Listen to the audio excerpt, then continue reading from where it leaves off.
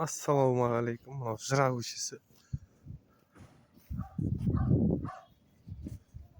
Ақтөбе қаласы, Алматы ауданы.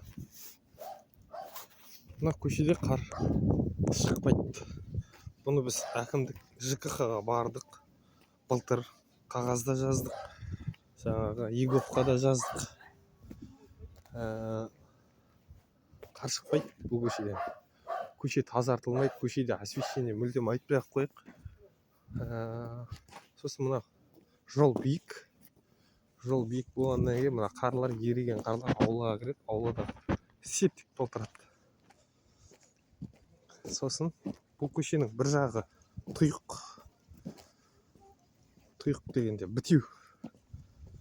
Тупик бір жағы. Екінші жағында ар жағынан кіресің, 30 жыл Қазақстан көше жағынан. Мына жағы тупик, мына жағы элеватор. Элеваторға тіреліп қалады. Немесе Достанның арты. Қарлар осылай үйіліп тұрады. Мына қуыстап пожарный ход деген бар. Адамдар өтетін.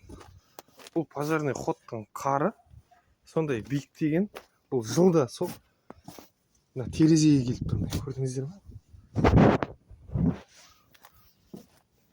Мына үйдің қар арқылы міне төбеге шығу. Төбені міне қолын созбай ұстап тұрасың. Міне. Сосын мынадан қар түседі. Ол енді жарайды ол. Қар түссе басын жарар, емделер. Мынандай болып қарлар тұрады, бұдан балдар өтеді. ЖКХ мүлдем қарамайды. Мүлдем қарамайды. Екіншіден мынандай тоқ. Тұрады осылай салбырап. Көрдіңіздер ме?